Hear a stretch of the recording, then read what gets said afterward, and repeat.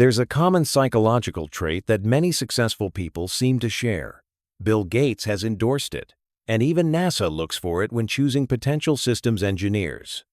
This trait is known as the growth mindset, a concept introduced by psychologist Carol Dweck.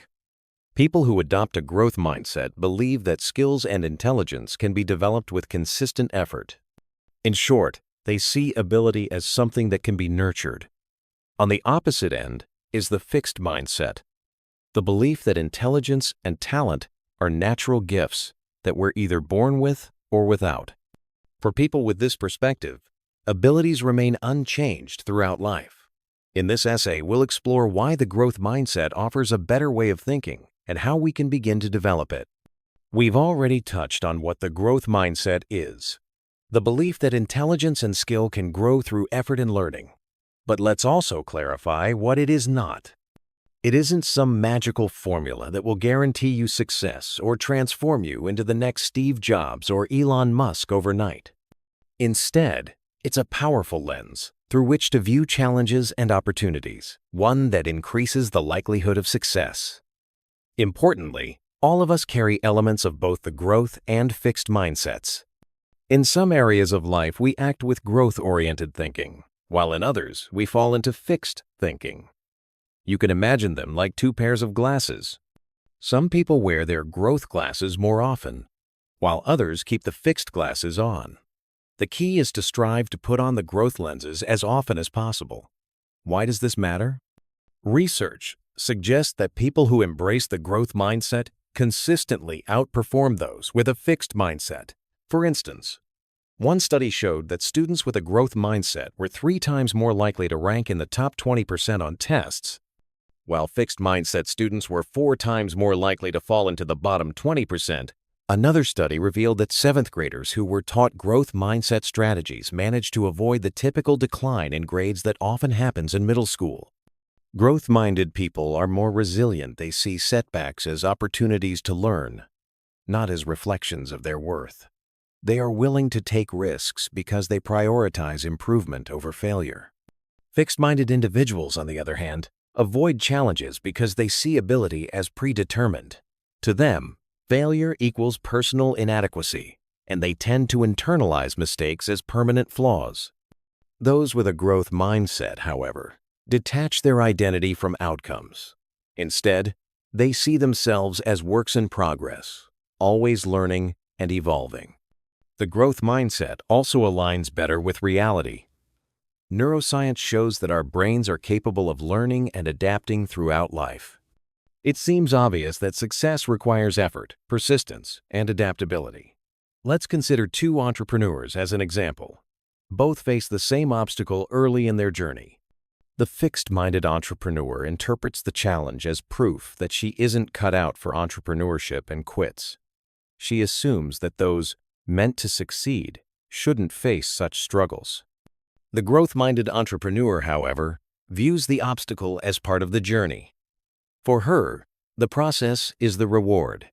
Each challenge teaches her something new. Instead of quitting, she persists, letting the difficulty shape her into the kind of person who can achieve her goals. When we compare the two, it's clear that the growth-oriented entrepreneur has a more accurate grasp of reality. Success is built on persistence and adaptability, not innate talent. The question, then, is, how do we build a growth mindset? The first step is simple. Understand that change is possible.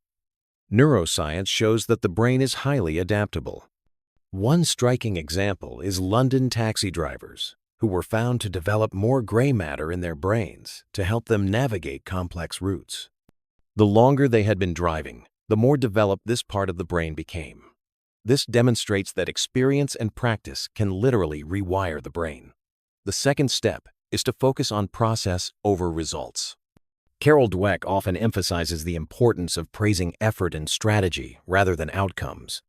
For example, saying, "You studied really hard for that test, and your dedication paid off," highlights the controllable effort, whereas "You're so smart, you got an A" ties identity to an uncontrollable outcome. Praising process fosters resilience. because it teaches people that they can always adjust and improve how they work. It's not enough to tell someone just work harder. They must internalize the idea that effort and process shape results, and they need tools to build and refine those processes effectively. One practical method is keeping a process journal. Choose a skill you want to improve, such as mathematics. Write down the steps you'll take daily, reviewing notes, solving practice problems, reading for an hour, or meeting with a teacher weekly. Then set a measurable target, like scoring 80% or higher on the next exam. If you succeed, you know your process is working, but you can still refine it further. If you fall short, it means your process needs adjusting, not that you're incapable. This approach shifts the focus from identity to strategy. The results simply show how well the process is working, not who you are as a person. Another effective habit is to seek feedback. Talk to peers, teachers, or mentors who have succeeded in what you're working on. Compare your process with theirs and adapt what works. Read biographies of people you admire, paying attention to the systems they built. Finally, push yourself beyond your comfort zone. Growth only happens in unfamiliar territory. For example, a student who is never challenged may assume their success is due to innate intelligence. But when they eventually struggle, they interpret it as failure of identity.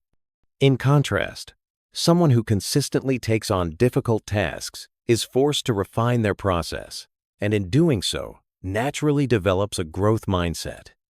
In conclusion, developing a growth mindset requires consistent effort, awareness, and adaptability.